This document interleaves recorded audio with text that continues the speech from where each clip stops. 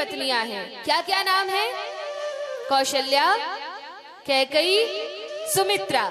कौशल्या के पुत्र रामचंद्र, कैकेयी के भरतलाल और सुमित्रा के लखनलाल और शत्रुघ्न जी, ये पुत्र हैं।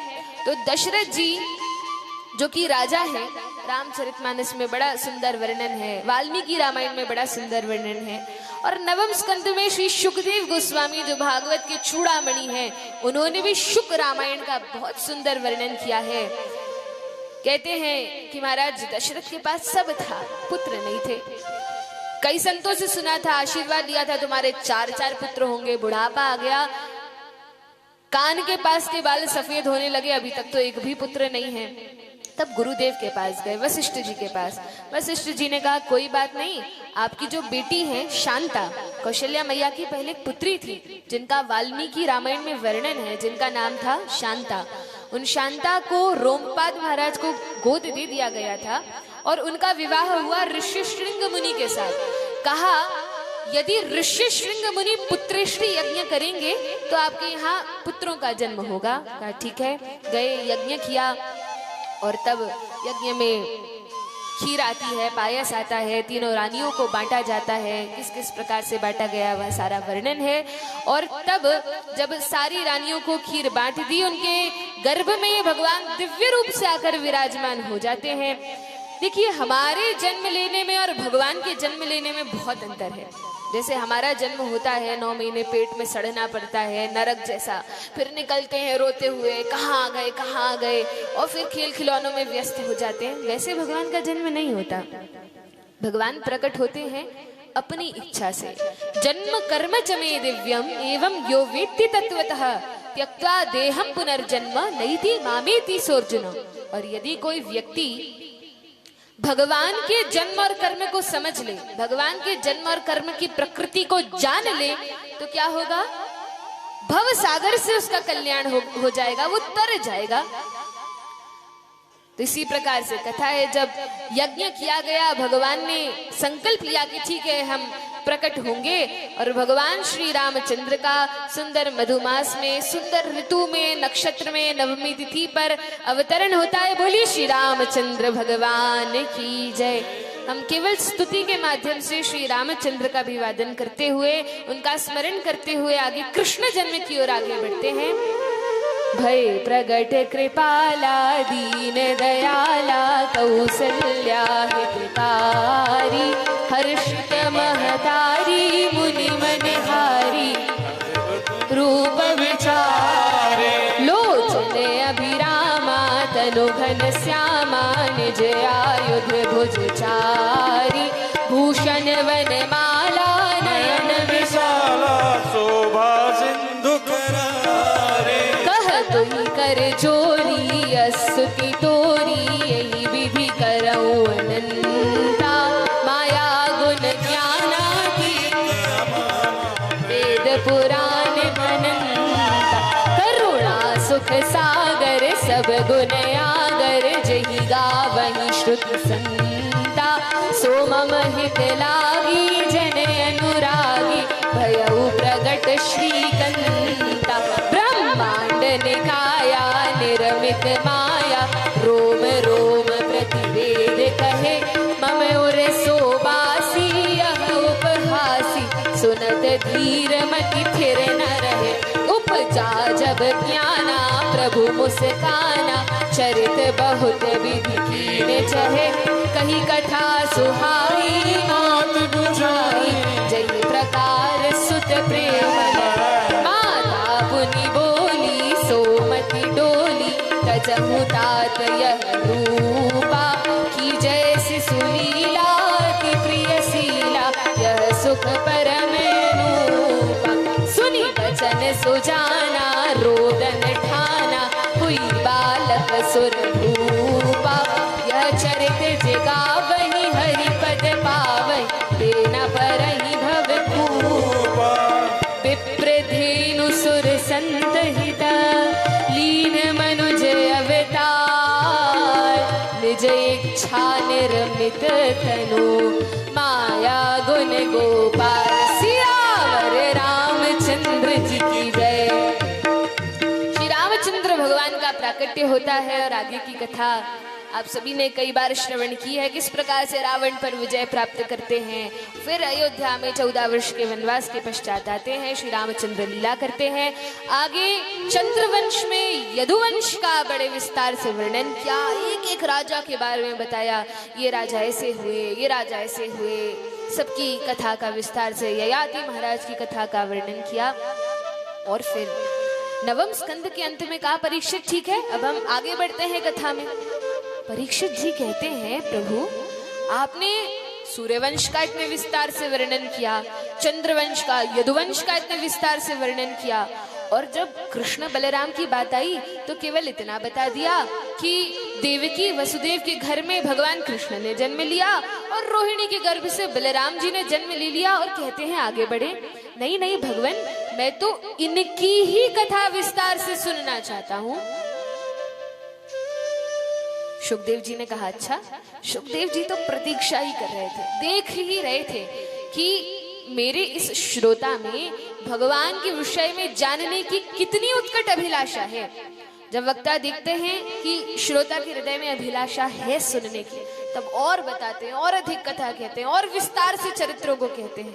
और जब देखते हैं कि सुनने वाले बातों में लगे हैं, सो रहे हैं, सुन ही नहीं रहे, तो वक्ता भी बक्ता बन जाते हैं। जैसे हमने सुना था, श्रोता कैसे होते हैं, सोता और सरोता, ऐसे वक्ता भी अलग अलग प्रकार के होते हैं। फिर वक्ता बन जाते हैं और कथा को पूर्ण करके श्रीमद् भागवत महापुराण की जय हो जाती है।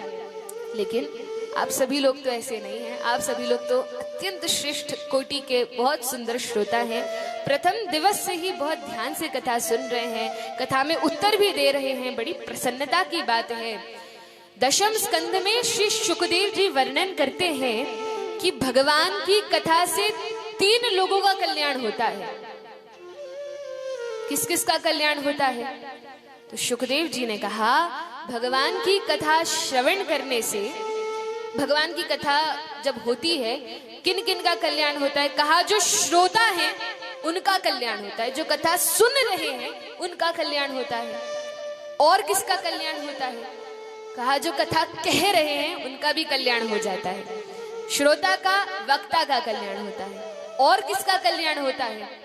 तो कहा कि जो इस कथा का आयोजन करते हैं उनका भी कल्याण होता है, क्योंकि वे सभी के लिए व्यवस्था कर रहे हैं कि सभी बैठकर कथा सुन सकें।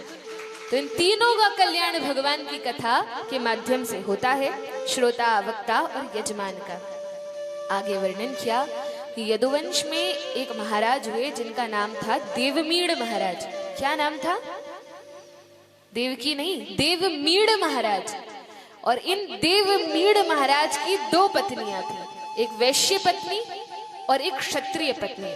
अब ये तो क्षत्रिय कुल में ही आते हैं देवमीड़ महाराज। 2 पत्नियां, वैश्य पत्नी और क्षत्रिय पत्नी। वैश्य पत्नी के पुत्र हुए प्रजन्य, जिनके 5 पुत्र हुए, उपनंद, नंद नंदन, नंदन, नंद महाराज, और इस प्रकार से ये 5 पुत्र प्रजन्य के हुए। और जो दूसरी क्षत्रिय पत्नी है, उनसे जो पुत्र हुए उनका नाम था शूरसेन, और शूरसेन के पुत्र हुए वसुदेव। जिन वसुदेव और देवकी के यहाँ भगवान जन्म लेते हैं वे वसुदेव। तो नंद महाराज और वसुदेव जी भाई ही हैं, केवल वंश शाखा में थोड़ा सा भेद है। एक वैश्य पत्नी से जो परंपरा चली और एक क्षत्रिय पत्नी से, लेकिन पिता के कुल से वंश को माना जाता है, जाति को माना जाता है, इसलिए राजा के ही वंश के हैं, राजवंश के ही हैं। वह तो एक बार यदु महाराज को ये शाप लगा था कि आपके वंश में आगे चल के आप लोग क्षत्रिय नहीं कहलाएंगे, आपको क्षत्रिय लोग समझेंगे नहीं, वैश्य समझा जाएगा। इसलिए भगवान कृष्ण नंद महाराज के घर जब आते हैं तो वे है तो क्षत्रिय कुल के ही, लेकिन उन्हें समझा जाता है कि ये तो गौओं को चराने वाले वैश्य हैं। इस प्रकार से दोनों कुलों का ग्रहण शास्त्रों में संतों द्वारा किया गया है। अब जब इस प्रकार से वर्णन किया कि भगवान कृष्ण हुए, तब कहा नहीं, विस्तार से भगवान के जन्म के बारे में बताओ। तब शुकदेव जी ने दशम स्कंद में, दशम स्कंद बहुत बड़ा है, कितने अध्याय हैं दशम स्कंद में? कितने अध्याय हैं? 90 अध्याय हैं। सबसे बड़ा यह दशम स्कंद है। और इसमें जन्म से लेकर भगवान के सभी सुंदर कार्यकलापों का, लीला का बहुत सुंदर वर्णन है। तो जब जन्म का वर्णन किया गया तो कहा कंस बड़ा अत्याचारी राजा था, इसने अपने पिता को बंदी गृह में बंदी बना दिया था। एक बार इसकी कोई अपनी सगी बहन तो थी नहीं, कंस के पिता उग्रसेन महाराज, उनके छोटे भाई थे देवक, और देवक की पुत्री थी ये देवती, अर्थात कंस की चचेरी बहन लगी। तो कंस की चचेरी बहन देवकी, लेकिन देवकी से बड़ा प्रेम करते थे। तो जब देवकी का विवाह कंस के अपने मंत्री वसुदेव से कंस ने किया, तो रथ हाँकते हुए जा रहे थे छोड़ने ससुराल अपनी बहन को, और जब जाते हैं तो आकाशवाणी होती है। क्या आकाशवाणी हुई कि अरे मूर्ख कंस, तू जिस बहन को इतने प्रेम से, स्नेह से उसके ससुराल छोड़ने जा रहा है, इसी बहन का 8वां गर्भ तेरी मृत्यु का कारण बनेगा। कंस ने जैसे ही सुना मेरी मृत्यु का, ये असुर लोग कभी मरना नहीं चाहते, ये हमेशा जीवित रहना चाहते हैं। कंस ने सुना कि अरे मेरी मृत्यु का कारण बनेगा इसका 8वां गर्भ, अरे इसका पुत्र तो तब होगा जब देवकी रहेगी। मैं एक काम करता हूँ। कंस ने अपनी तलवार निकाली और तलवार से देवकी को मारने लगा, और जब देवकी को मारने के लिए उद्यत हुआ तो वसुदेव जी ने समझाया जैसे तैसे कि नहीं नहीं, तुम्हारी बहन है, इसको मत मारो, और तब देवकी की रक्षा की।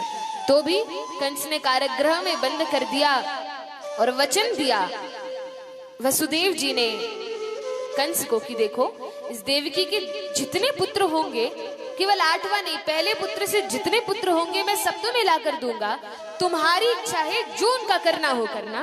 कहा ठीक है।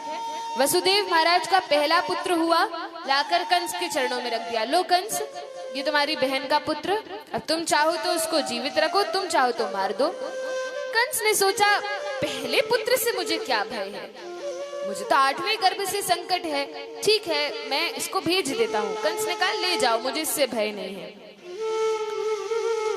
वसुदेव जी प्रसन्न हो गए, लेकिन वसुदेव जी शंकित थे। पता है कि ये असुर लोग कभी भी बदल सकते हैं, इनका कभी भरोसा नहीं करना चाहिए। देवी देवताओं ने विचार किया यदि कंस ऐसे एक एक करके सभी बालकों को देवकी के छोड़ता गया तो क्या होगा। यदि एक एक करके सब बालकों को छोड़ देगा,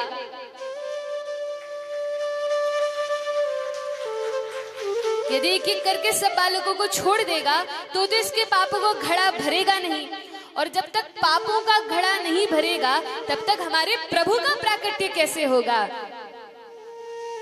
इस कारण से देवी देवताओं ने सरस्वती जी को कहा कि आप कंस की जिह्वा पर बैठ जाइए, उनके उस पुत्र को बुला लीजिए, कुछ तो कीजिए। तब नारद जी आए। नारद जी ने कंस को समझाया, कंस देखो, तुमने देवकी के पहले पुत्र को छोड़ दिया, लेकिन ये 8 उंगलियां हैं, तुम्हें पता नहीं भगवान विष्णु बहुत चतुर हैं।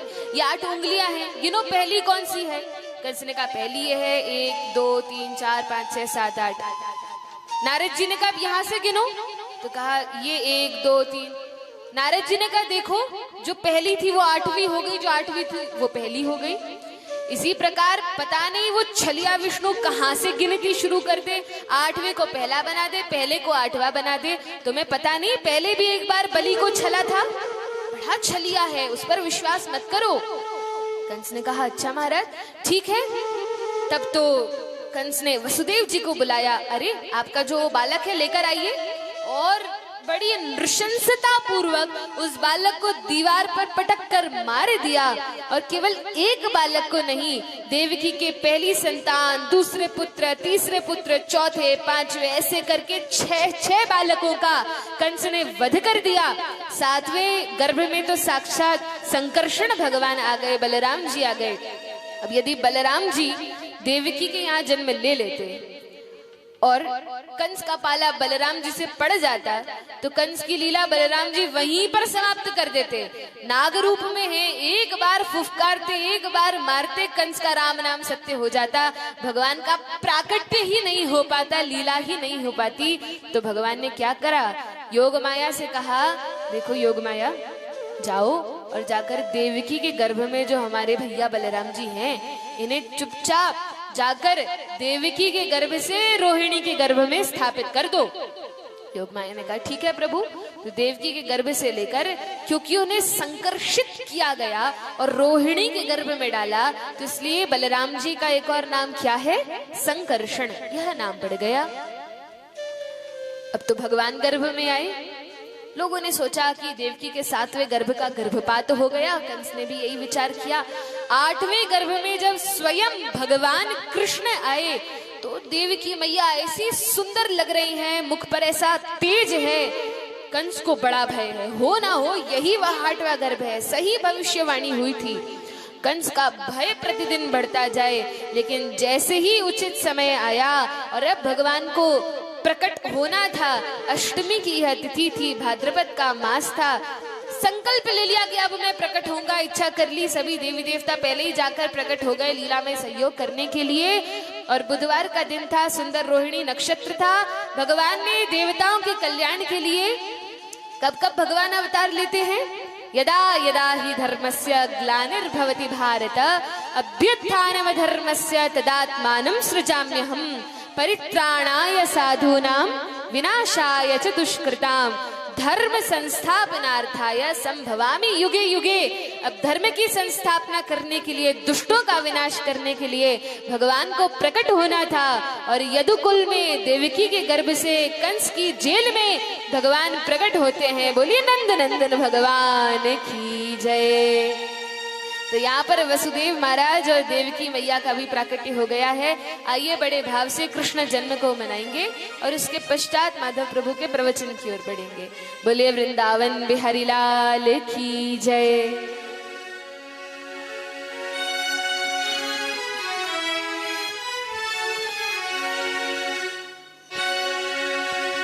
स्वागतम कृष्ण शरणागतं कृष्ण स्वागतं कृष्ण शरणागतं कृष्ण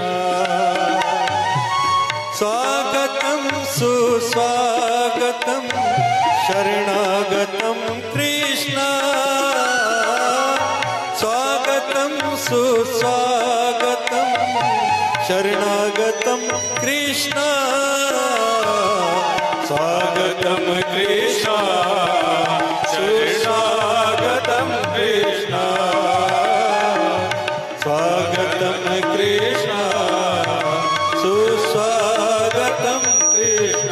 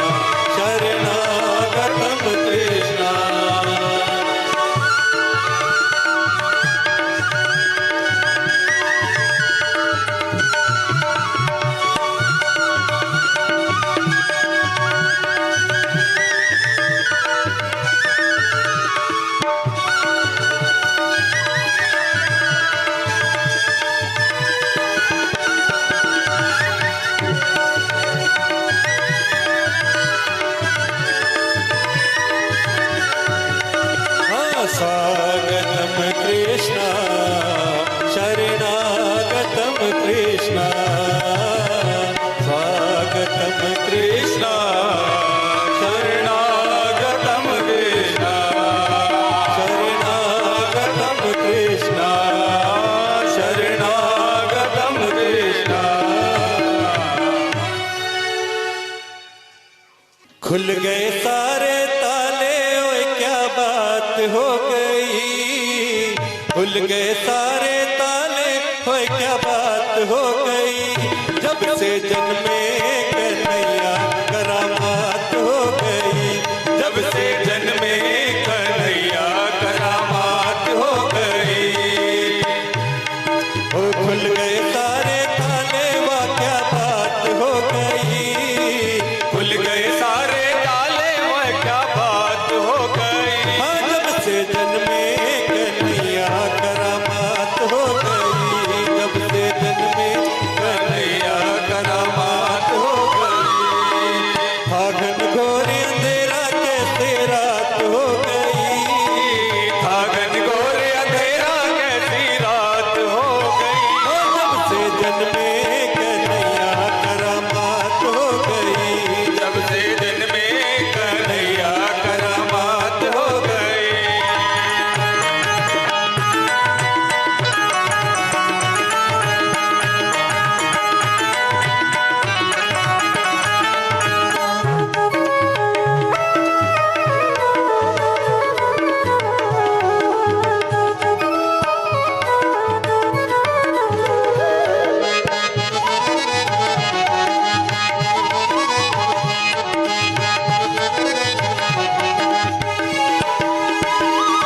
हाँ बंदी खाना जन्म लिए काना, वो द्वापर का जमाना पुराना।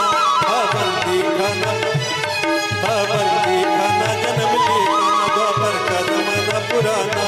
वो ताले लगाना पहले बेटाना, वो कंस का जुल्म कराना। उस रात का दृश्य भयंकर था, उस कंस को मरने का डर था।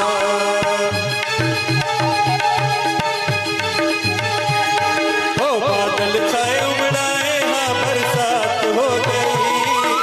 बादल छाए उमड़ाए, हाँ बरसात हो गई। जब से जन्मे कन्हैया करामात हो गई। जब से जन्मे कन्हैया करामात हो गई।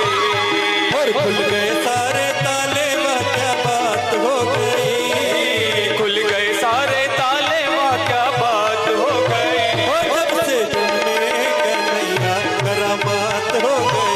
जब से जन्मे कन्हैया करामात हो गई।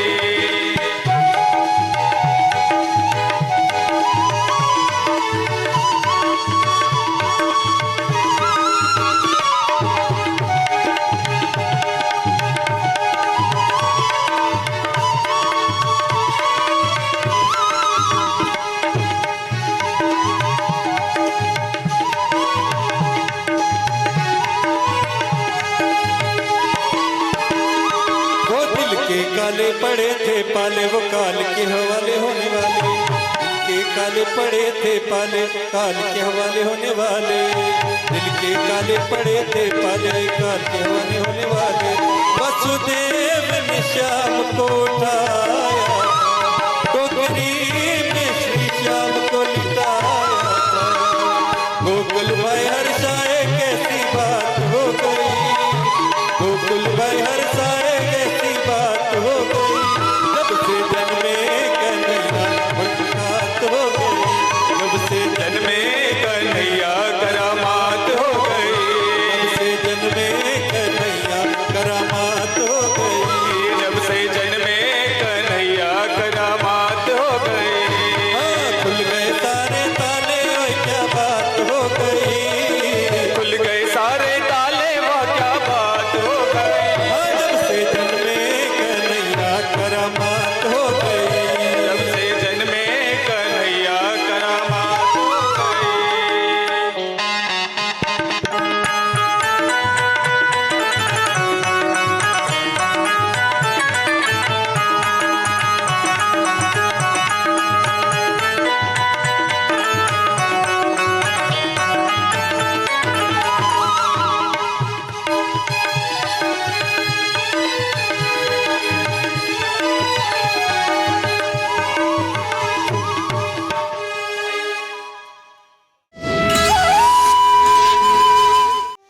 यह वर्णन आता है श्रीमद् भागवत में कि जो व्यक्ति भगवान की लीलाओं कथाओं को सुनता है, श्रवण करता है, उसमें योग्यता क्या होनी चाहिए। तो कहा कि दशम स्कंध में भगवान की लीलाओं का विस्तार से वर्णन है, लेकिन दशम स्कंध के रहस्य को समझने के लिए यह अत्यंत आवश्यक है कि पहले हम 10वें स्कंध से पहले जो 9 स्कंध हैं उन्हें ठीक से समझ लें। जब तक इन 9 स्कंधों की कथाओं को, इनके महत्व को हम नहीं समझेंगे, तब तक दशम स्कंध का रहस्य समझ नहीं आएगा। कथा में हम नाच गा लेंगे, आनंद ले लेंगे, लेकिन उसका अर्थ क्या है वह हमें नहीं लग पाएगा। तो क्या है इन 9 स्कंधों में कि पहले इनको हमें श्रवण करना होता है, पढ़ना होता है, और उसके बाद दशम स्कंध में जा सकते हैं। तो 9 स्कंधों में भगवान की यह जो समग्र सृष्टि है, इसका, सृष्टि लीला का बड़े विस्तार से वर्णन है। फिर भगवान कौन कौन से अवतार लेते हैं और उन अवतारों के पीछे क्या कथा है, उन सभी का विस्तार से वर्णन है। और जब बाकी सभी अवतारों का वर्णन कर दिया, रामचंद्र तक जितने अवतार हैं, नृसिंह अवतार, वराह अवतार, वामन अवतार, जब इन सभी अवतारों का वर्णन हो गया, तब दशम स्कंध में जैसे ही शुकदेव गोस्वामी कृष्ण अवतार की कथा सुनाना प्रारंभ करते हैं, परीक्षित कहते हैं कि भगवान कृष्ण की लीला को मैं विस्तार से श्रवण करना चाहता हूँ। और सभी की कथा आपने विस्तार से सुनाई, लेकिन वे भगवान श्री कृष्ण जिन्होंने गर्भ में आकर मेरी रक्षा की थी, जिन्होंने गर्भ में मुझे दर्शन दिया था, और केवल मुझे नहीं, मेरे संपूर्ण कुल का जिन्होंने उद्धार किया है, कल्याण किया है, रक्षा की है, समर्थन दिया है, उन भगवान कृष्ण के विषय में वैसे तो मैं अनेकों बार सुन चुका हूँ, लेकिन उन भगवान के विषय में मैं विस्तार से सुनना चाहता हूँ। शुकदेव जी कहते हैं कि भगवान की लीलाओं को तो आप कई बार सुन चुके हैं कि ब्रज में क्या लीला की, वृंदावन में, मथुरा में, द्वारिका में, अब फिर से क्यों सुनना चाहते हैं। परीक्षित महाराज कहते हैं, देखिए गुरुदेव, भगवान की लीलाएं ऐसी हैं कि यदि बार बार भी सुना जाए तो हर बार एक नया रस, एक नया उत्साह, एक नया आनंद जीव को मिलता है। ज्ञान वैराग्य का तो वर्धन होता ही है, साथ में भक्ति लता बीज भी बढ़ता है। इस कारण से कौन ऐसा दुर्भाग्यशाली व्यक्ति होगा जो एक बार कथा को सुनकर यह कह दे कि अरे हमने एक बार कथा सुन ली है, अब हमें सब समझ आ गया। कोई ऐसा व्यक्ति है जो एक बार कथा सुन के यह दावा कर सके कि मैंने सुन लिया, अब सब समझ आ गया। परीक्षित महाराज ने कहा, मैं तो चाहे जितनी बार भगवान की कथा सुनूं, उसमें नित नया आनंद ही आता है। इसलिए आपसे प्रार्थना करता हूँ, आप विस्तार से, यह भी नहीं कहा कि ठीक है संक्षेप में सुना के खत्म कर दो, नहीं नहीं, विस्तार से भगवान की लीलाओं कथाओं को सुनाइए ताकि मैं उनका आनंद ले सकूं।